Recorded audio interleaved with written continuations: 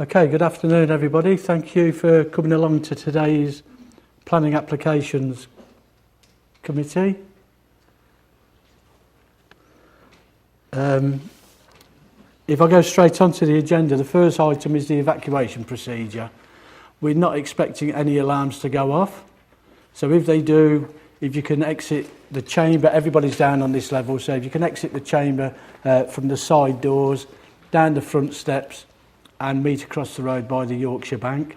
Please don't use the lift. And if anybody needs any help with getting down the stairs, give us a shout, we'll make sure that's done. It's also a good time to remind people to either turn your phones off or switch them onto silent. Or switch them off or turn them onto silent. Yeah. And also, I just need to inform people that the council records pretty much all of its meetings now, and they're put out on YouTube either the next day or the day after. If anybody finds them that exciting, they want to have another look at them. Item number 2 are to receive apologies for absence. I've had apologies, it's obviously holiday season, from Councillor Copeland, Councillor Pomfret, Councillor Smith, Councillor Shepherd and Councillor Wilson. You will note on the front of your agenda it still lists Councillor Tromans as being on the planning committee, but he's not. He's been replaced by Councillor Wilson. You didn't have anything extra to that, did you? No. Okay. Item number 3 is to confirm the minutes of the meeting held on the 4th of July. Are you happy that I sign those? Thank you.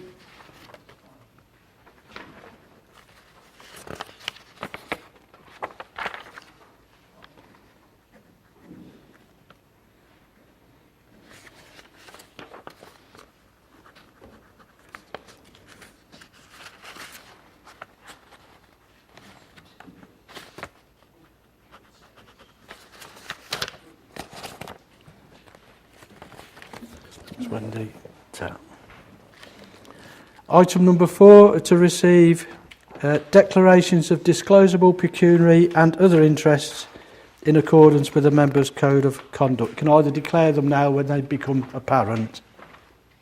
Nobody?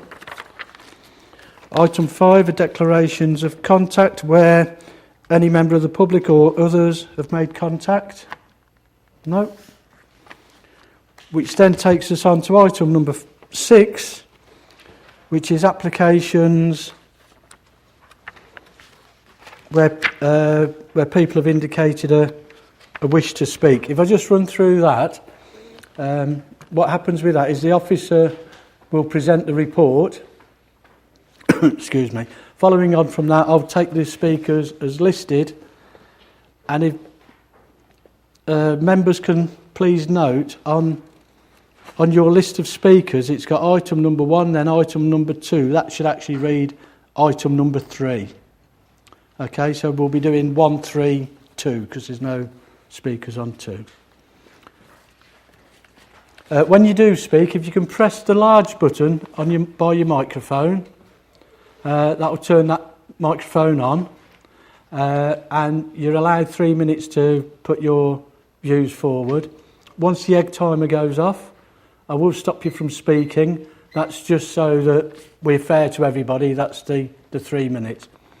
Following on from that, members may ask for any points of clarification, only to clarify anything that's arisen out of what you've said.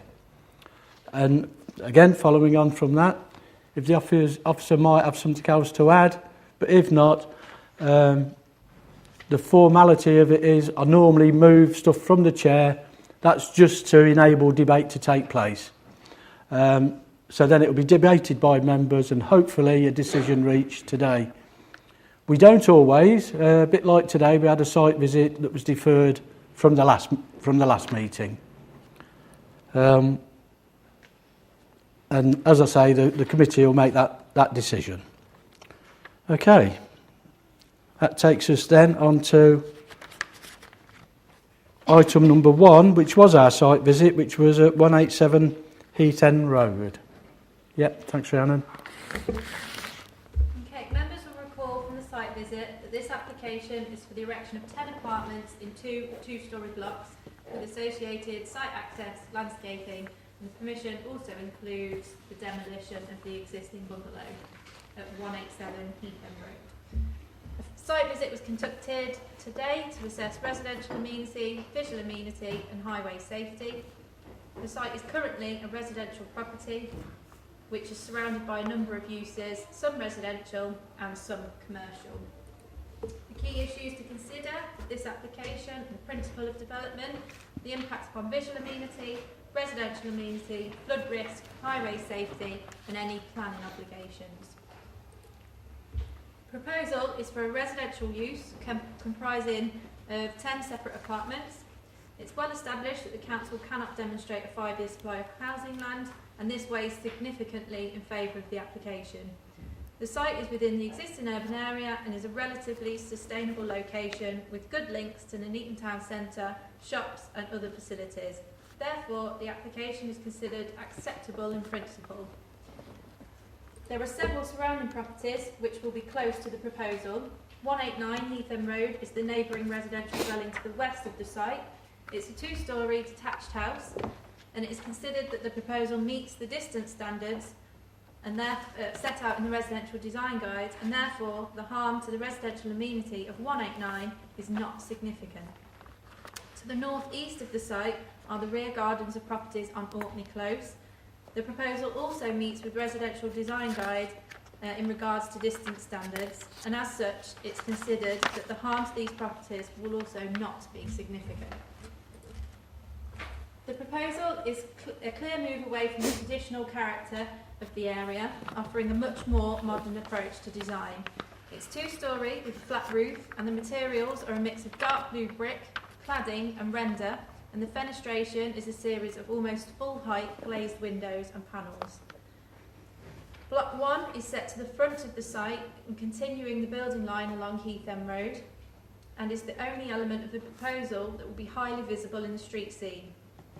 It's officer's opinion that the proposal is a move away from other buildings in the area, and that there are a pastiche of more historic surroundings which do more to damage the integrity of the character of the area than positively add to it. Parts of Heath End Road have been built in rather piecemeal fashion, and as such some elements which replicate the more traditional elements of the street do detract from the visual amenity of the area. It's considered that a contemporary design with contemporary materials will do more to promote local distinctiveness than a derivative attempt to recreate the past. Design is a subjective issue, and what one considers to be good design, another may not. It is with this in mind that it is considered that there would be no adverse harm to the visual amenities of the area. The image above is of block 2, which is set to the rear of the site. The image below is block 1, which is set to the front of the site and will be visible from Heath End Road. Block 1 is 7.6 metres in height, a similar height to the residential property adjacent to it, and the block to the rear is 6.6 metres in height, which is slightly lower. Warwickshire County Council are the lead flood risk authority and have not objected to the application, subject to conditions as on the agenda. And this is in line with the principles of the NPPF. Additionally, the Environment Agency have made no more formal response. They have commented verbally that the site is not within flood zone 2 or 3, and they therefore have no response to make to this application. Overall, it's considered that the proposal would have no significantly adverse impact on flood risk or surface water drainage. The access to the site is to be made from Heath End Road via an undercroft arrangement where the access road passes under one of the new blocks. Warwickshire County Council Highways Authority have been consulted on the application and have responded to amended plans with no objection, subject to the conditions as on the agenda. 15 parking spaces are proposed within the site which serve the 10 apartments. Overall, it's considered that there would be no severe impact on highway safety caused by the proposal. In regard to planning obligations, £13,281 has been requested for play and open space, which the applicant has indicated they are content to pay. The proposal is therefore recommended for approval, subject to conditions and a legal agreement as laid out on the agenda. Okay, thanks, Rhiannon. Mrs. Kay. Deferring the decision until after the site visit today. As Block 2 will not have such an impact on ourselves except at one point of 75 centimetres from our boundary, it will have an impact on the neighbours or the neighbours opposite, but it will have an impact on residents 43 to 49 Orkney Close. And to access Block 2, you'll need to go through access road under Block 1. And as you can now see, the road frontage is narrow and the plot is an odd shape. Visibility leading to and from the proposed development is restricted due to the conifers on our frontage. Both cars and pedestrians will have to use the same access to and from this development. The bin storage under the access road opens outwards onto the road. This could restrict vehicle and pedestrian movement. Cars, vans and delivery vehicles are regularly parked outside this development, using either the telephone box, the Builders Trade Centre and a paper shop that is open 7 days a week as it's a lottery outlet. There is a takeaway eating cafe within 25 metres to the left of the development and a dance centre within 40 metres to the right, which has increased in dance classes due to its popularity. There is also a church which is not just used on Sundays but has other activities during the week. A bus stop is also in front of this development. I hope the committee are mindful that the schools have now finished for summer holidays, thus resulting in less parents, children and traffic. Although the development has increased parking spaces to 15 from the original plan, 2 are tandem and there is only provision for 1 visitor. It is likely to lead to parking obstructions on the highway, possibly even obscuring the visibility displays for this access.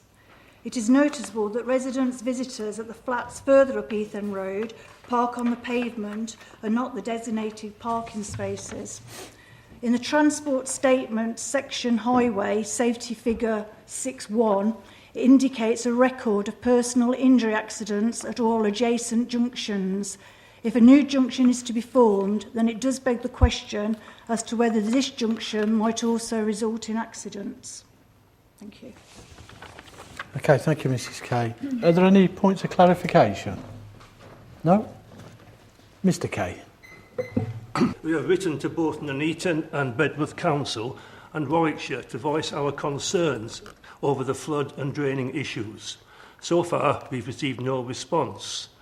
The letter we sent were observations made by a drainage engineer who had studied the assessment and concluded that the surface water strategy is flawed and that the development cannot be drained in the manner described in the drainage assessment.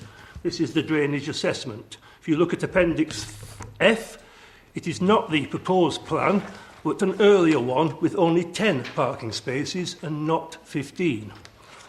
So are these calculations flawed?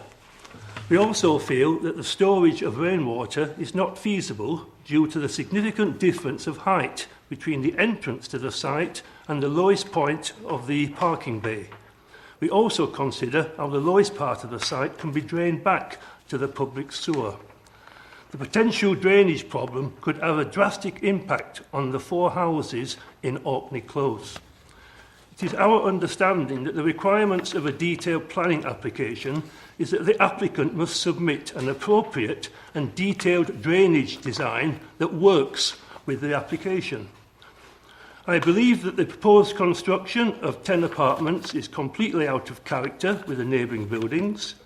I contend that this design does not improve the area, and given that the area is fully developed, I cannot see how it can be used as a benchmark to set the scene for any future styles. We have superimposed the development image onto the section of East End Road. All the neighbours we have shown this image to, especially those across the road, are unanimous that it is completely out of character with the area. I do not believe this development will create a safe and secure layout which will minimise conflict between traffic, cyclists and pedestrians. I feel that the traffic survey does not take into account the recent increase of HGV vehicles going to and from the depots off Bermuda Road, such as Ifco and Ermis, onto East End Road. We therefore urge the Planning Committee to refuse planning on the grounds of safety, drainage and design. Thank you. Points of clarification? No? Rhiannon, anything you need to come back on? No? In that case, to enable debate to take place, can I move the recommendation? Is that seconded? Okay, thank you. Any member? Councillor Bonner. Thank you, Chair. Initially, I was thinking and looking at the existing 187 tradition. It's quite a large garden. It's sort of place I'd like to buy if I've got a large family. Well, I've got a large family. But the new homes, 10 of them, I understand that we're getting, they may pay an agreement of 13,000 for open space and play area, but there doesn't seem to be much space around the new proposed, 10 homes, 10 houses. Who knows how many children that might be? Children need space. And the other question I've got is really to the planning officer.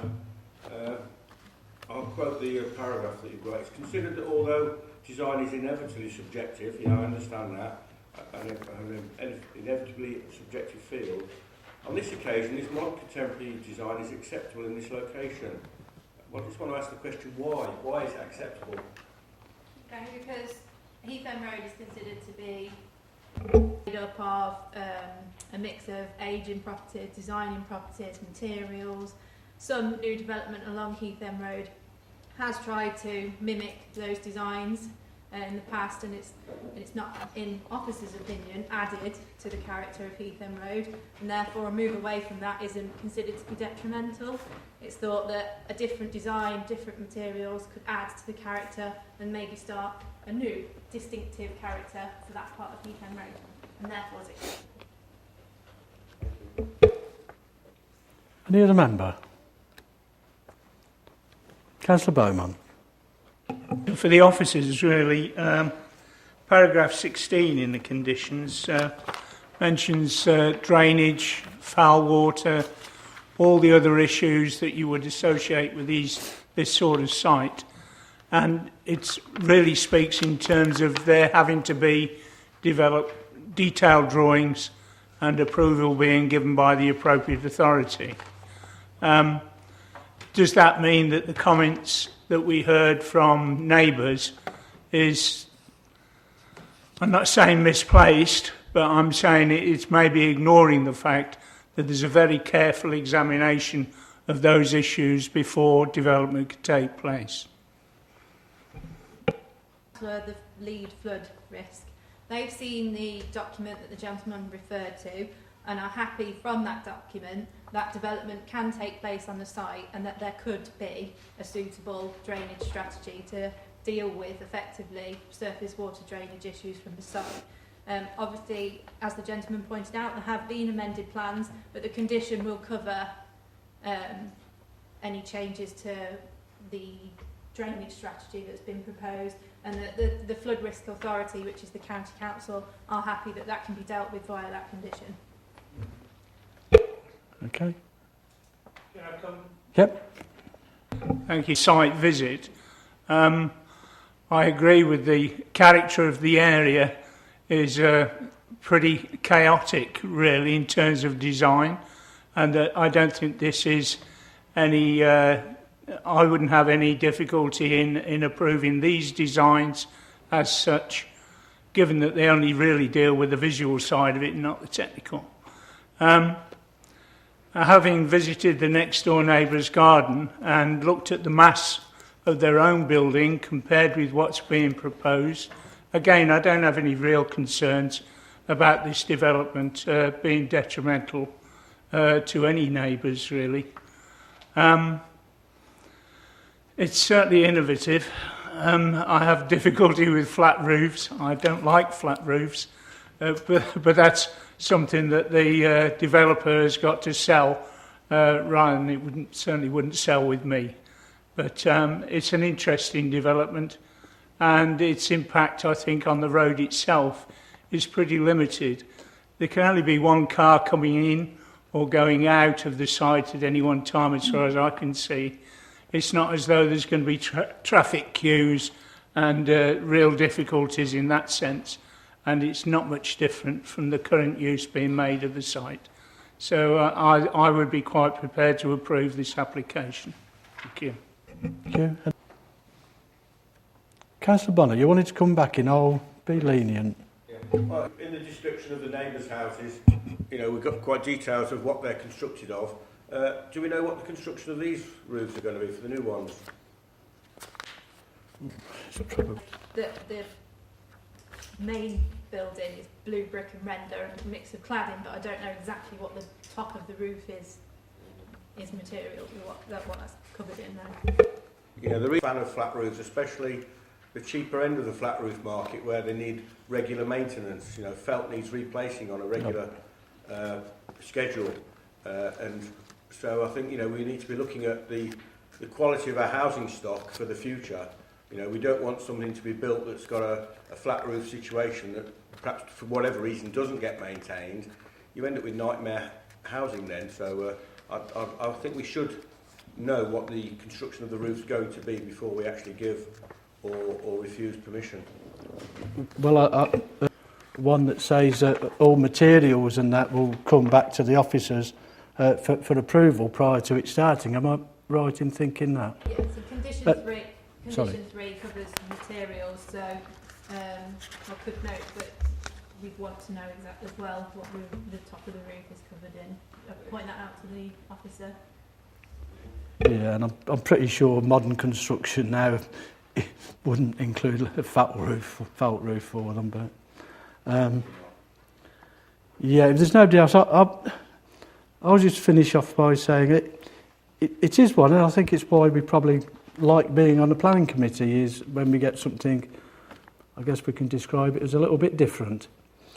I had a good look along the area, and there isn't any conformity to the street scene. And as Rhiannon said, design is subjective. I couldn't actually see any reasons for refusal in regards to highways and flooding because there aren't any objections from those authorities. And that put me down to, if there was only going to be one reason for refusal, and that's design, and that's subjective, personally, I like it. And I think it will actually, in an odd way, fit into the street scene. So that's my take on it. But I wanted to actually turn Councillor Bonner's question round, really, because Councillor Bonner asked, why should there be something like that then? My thing would be, well, why shouldn't there be? And I don't know of many places with too much of a design like this right onto a road. I do know of two that I think of. One's outside of the borough and one's in the borough. And both of them, I think, actually add something to the street scene. But again, as I say, it's subjective. Right, okay, we've been through that. It's been moved and seconded to grant planning permission, subject to a legal agreement and the conditions printed. All those in favour of that? Okay, that's unanimous. Thank you.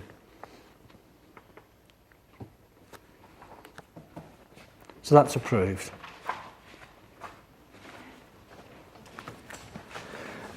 Okay, so if we can jump one and go on to item number 3, please, which is Manor Court Road, Nuneaton.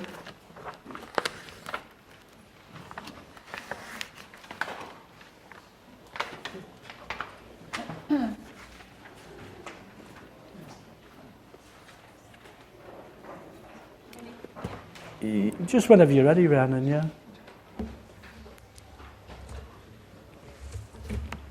This application is the change of use of 124 to 126 Manor Court Road from office to 6 self-contained flats. erection of new boundary wall and fence, including demolition of the existing boundary wall, as well as removal of 3 trees and replacement windows. The application is being reported to committee at the request of Councillor Jill Shepherd. Letters of objection have been received from 2 neighbouring properties, and there has also been 1 letter of support. The application site is in very close proximity to local services, including Queen's Road District Centre, Abbey Green Local Centre, and there are also other services along Manor Court Road itself, including medical care facilities, A1 retail premises, a nursery, cafes and other residential uses. It's close to a bus route, as well as being within walking distance of Nuneaton Town Centre. Further to this, planning permission has recently been granted at this property for an 11-bedroom bed and breakfast. Therefore, precedent has been set for residential use of this property. The site is considered a sustainable location and therefore acceptable in principle. The site is within the Abbey Conservation Area, with part of the building being highlighted in the Council's Abbey Conservation Area document as being of particular important building to the character of the conservation area. The property has previously been in commercial use, with the land to the side being used for parking. The parking area is being moved closer to the building, with the grass area being removed. However, this is currently behind a 2-metre high brick wall and is not highly visible from any public area, and is therefore not considered to add to the character of the conservation area. The proposed external alterations include bricking up of a window and creating a door at ground floor to the side elevation. These alterations are not to the architecturally important part of the building and are not highly visible in the conservation area, and therefore the character of the building is unaltered and impacts the visual amenity, and the impact on visual amenity is limited. The application also includes the removal of the existing 2-metre high boundary wall. However, it's proposed to be replaced with a similar wall with modified access points and gates. The materials detailed should be conditioned to ensure that this is suitable in the conservation area. This removal is justified as the wall's safety has been compromised with large cracks appearing and the wall is leaning extensively. The proposal also includes replacement windows to the building, details of which are to be submitted to the council to ensure that they are acceptable to the visual amenity of the area and do not unduly impact upon the conservation area, as well as meeting environmental health specifications. These points are covered by conditions 3 and 10 on the agenda. The proposed use of the building as dwellings is a residential use within a residential area and therefore in principle considered acceptable. There is only a small change to windows and openings at ground floor to the side, which would not have additional detrimental impacts to the residential amenity of surrounding properties. Further to this, it is not considered that the level of activity at the property would be greater than from a commercial office of this size. The office use at the site currently has few conditions limiting its activity. The parking area is actually being moved closer to the applicant's building and away from the nearest neighbour along Manor Court Road, and the access to the site is also proposed to be moved away from neighbouring properties than at present. The proposed change of use includes the creation of a hard surfacing area immediately to the side of the property, providing 6 parking spaces, 1 for each of the proposed units. The access to this hard standing would be via new vehicular access created through a 5-metre wide gated access. The Highway Authority have no objection to the parking layout or to the provision and layout of the gated access and wall. However, they do have concern for the level of parking and that there is only 1 space per proposed unit. The Highway Authority consider that this parking level should be higher, considering that some of the apartments have more than 1 bedroom. However, this authority does not have saved parking standards, which if there were, they would be expressed as a maximum anyhow. Further to this, the location is considered sustainable as previously discussed. There are 3 mature trees along Manor Court Road within the site. The application includes the removal of these trees and replanting. The tree report documents this as necessary as the boundary wall to the front is being compromised. As these trees are within a conservation area, the council needs to consider whether they are worthy of a tree preservation order. Therefore, a tree report was submitted with the application. The council's tree officer is in agreement with the findings of the report and comments that, given the evidence, although the trees are prominent, they are having a devastating effect on the wall. Even if the wall was repaired, the action of the trees would continue to have an effect and therefore they should be removed. The tree replacement should be conditioned, and the council's tree officer agrees that the proposed Turkish hazel is a suitable replacement species and suggests that the replacement should be at least 18 to 20 centimetres in girth, which offers some maturity given the size of the trees being removed. Therefore, the council doesn't wish to TPO these trees and their removal is therefore acceptable. Sorry. The proposed conditions ensure that the impact on the visual amenity of the conservation area is addressed. Therefore, the recommendation is approval subject to conditions. Okay, thanks, Rihanna. Councillor Phillips. Been approached by a number of residents. It's working well tonight. And asked to look at the planning application. Knowing the building in question and having read the report, I wish to speak in support of the officer's recommendation of approval. At present, the building is becoming to look in a state of disrepair following the approval previously to allow the building to be turned into a bed and breakfast, where the owner started stripping the building only to put it up for auction again. The application will make better use of the building as 6 self-contained flats. There is a building almost opposite, which has also been changed into very nice flats in the past on the corner of Manor Court Road and Ills Road, which has retained the original elements of a fine building. The building in the application sits at the end of a row of terraces built 1896 within the conservation area. Of these terraces, only this one and another needs repair. I believe the principle of development as stated is sound and the site is in a sustainable area. In reference to the conservation area, this would add and improve the frontage not just of the building itself but the whole row of terraces to which it is joined, as it should be in keeping with the other buildings. The wall is almost falling down, and even in the last application it was going to be allowed that part of that wall was removed to widen the entrance. A rebuilt wall with the right material will improve the look of the site. However, it's a shame that the trees at any time should be lost, but I am pleased to see that there is sound reason and that they are going to be replaced. This will also improve the light in the area, as one street light is completely encased, that one out there. So hopefully, if this planning application is approved, I hope the developer will clear it before autumn so we can get some more light back on the street. I do have one disappointment, and that occurs a lot, and that is the limited number of car parking spaces, and I would ask the developer to reconsider the car parking allowance, even if they do not have to, only to the fact that we do not have any saved parking standards at present.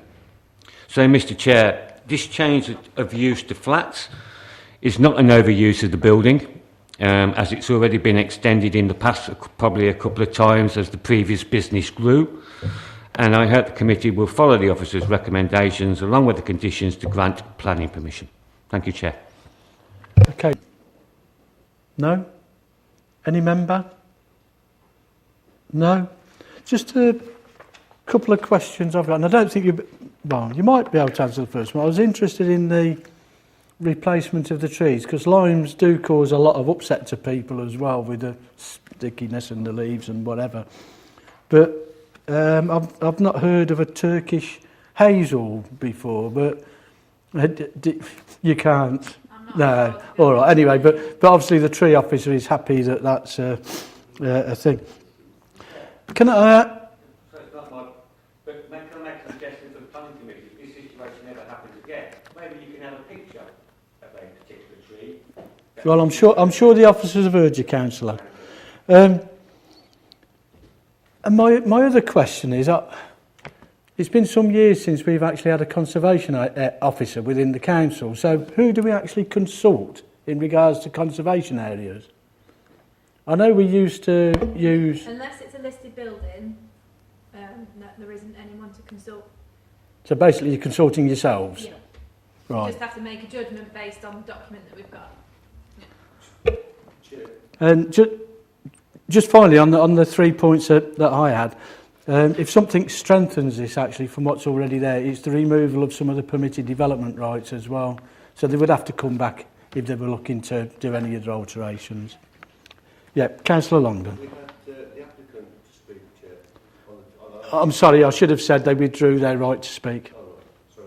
Yeah, I'm sorry, I crossed it out here, it came late. I crossed it out of mine and forgot to tell you. Sorry. Right, okay. Sorry? Did I move it? Did I move the... Right, I'm sorry, I think I haven't moved the recommendation either. So from the chair to enable debate to take place, can I move the recommendation? Is that seconded? Yeah. Councillor Bonner? Thank you, Chair. It's just paragraph 10 that says no gate shall be erected within the vehicle access as to open within 10 metres. Looking at the diagram, the drawing, we've got a car adjacent to the gates. I'd say a car's about 3 metres long, perhaps 4. Just a bit puzzled by this 10 metres and the positioning of the gates. Because 10 metres would make the car parking even tighter, wouldn't it? It's gates opening outwards into the highway within 10 metres, but because they open inwards within the site, it's not within 10 metres of the highway. So that's what it refers to. Okay, anybody else? No? In that case, the recommendation is to grant planning permission subject to the conditions printed. All those in favour of that? Thank you, that's unanimous.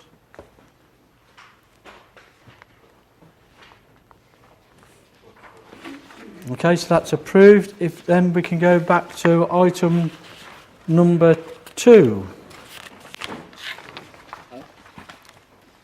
which is 17 Bayton Road on the industrial estate.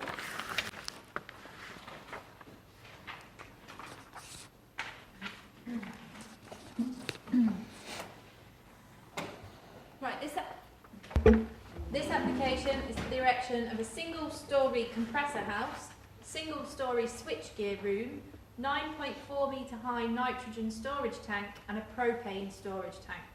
This application is being reported to committee as 5 or more objections have been received. Objections raise issues such as noise, disturbance, impact upon visual amenities and safety concerns.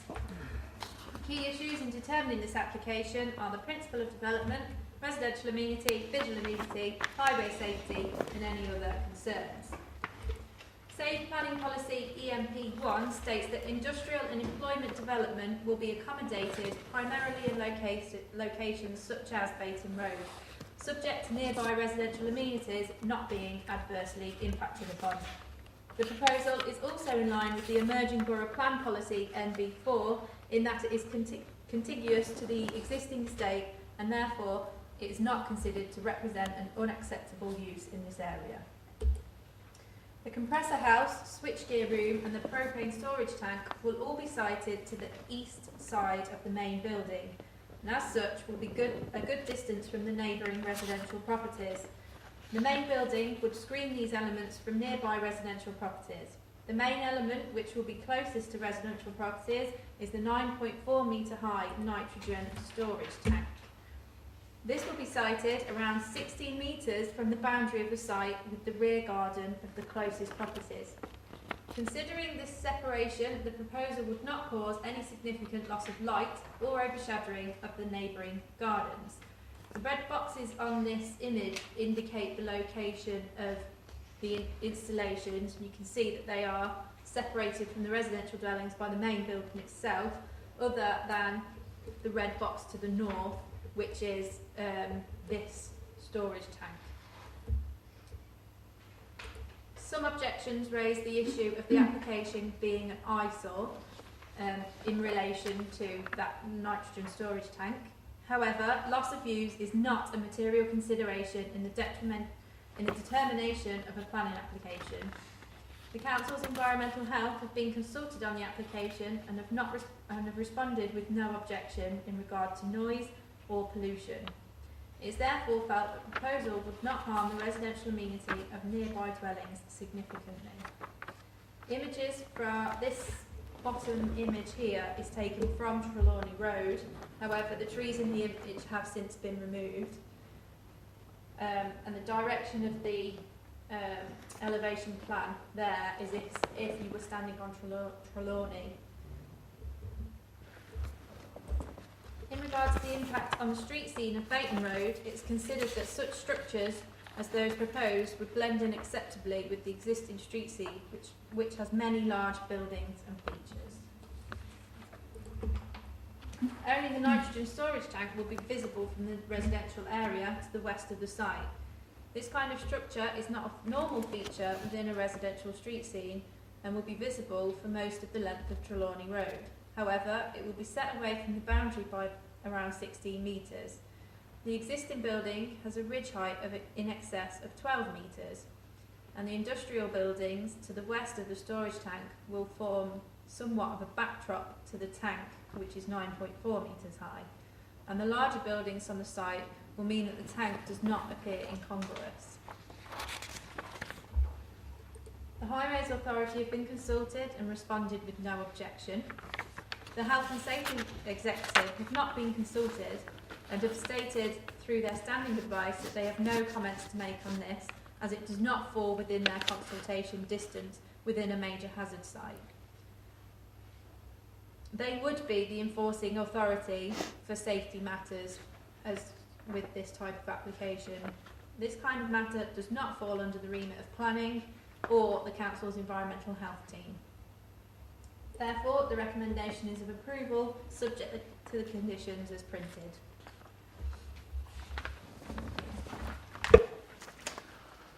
Okay, thank you. We don't have any speakers on it, so can I, to enable debate to take place, move the recommendation? Is that seconded? Any member? Yeah, second. Councillor Longdon. These storage tanks, and whilst there's not a lot we can do about it, it comes under different authorities. They're going to be about 30 foot high, which is quite tall. It's bigger than this room, but it doesn't say what the diameter of them is either. That's the issue for me, because It's on there, but they might be like the old gasometers, as far as I know. That 30 foot high and then perhaps 20 foot wide. I just haven't got a clue what these things look like. I don't know if you've got any information on that or any pictures of them or anything like that, but I do question whether that's suitable for that particular site. And it does say a compressor house and a switchgear room. And if you're mixing switchgear with compressors, it's not, although the Health and Safety Executive don't seem to have any problems with it, so I don't know why it bothers me, but it doesn't seem to be a mix that I would necessarily like to see or hear about. The image of the nitrogen tank, which is 9.4 metres high, is here, and that is to scale with the building. So that tank there, which is the nitrogen tank, is the largest of the storage tanks.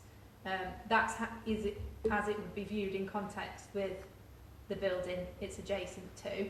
That's where it's located in relation to the building. The switchgear room and the other tank is to the other side of the building down here, which I can show. So that there is the compressor house. That's how large that would be in relation to the existing building. And there is the nitrogen tank to the other side of the building. So that's how they relate. And this image here, that is the other proposed switchgear housing in terms of its size. That there is the other tank, and then the nitrogen tank isn't on that image because it wouldn't be visible from that elevation. But that's how they... But- Do you know the- circumferences? Oh. Cigar shape. Excuse me, sorry. So, no, And I do apologise, I can answer that question for the council. 2 words. I am part of the architecture team. The tank will be 3.6 metres diameter. So it's a third of its size. Okay, thank It you. is listed on the drawings and the report. Yeah, it's just on ours, it's too small for us to... 30 foot by 10 foot wide. Sorry.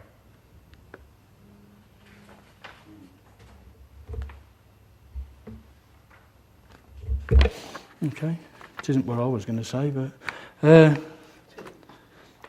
I was working on the basis that the drawing on page 34 was accurate.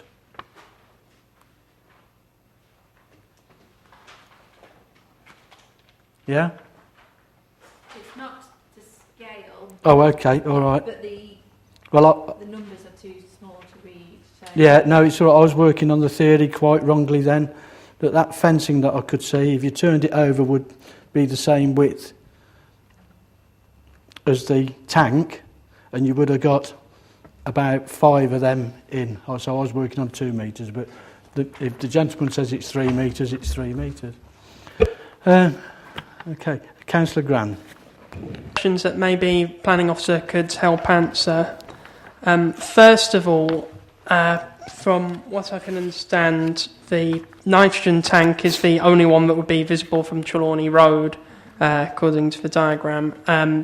According to the report, it's viewable from Trelawney Road and part of Trennance Road and other roads in the area. Now, on our estate, there's quite a lot of roads, so I was just wondering if you could tell me where the consultation was extended to, because one of the objections raised by residents is that they don't feel like enough people have been consulted. neighbours notified were units within Baton Road and Crondall Road. The numbers of the houses is on the agenda, but it is just Trelawney Road and Trinance Road that were notified. No other residential properties other than on those 2 streets. So it would only be visible from those 2 streets? They're the only 2 residential streets that were notified, yeah. Okay, thank you for answering that. Any other member? No?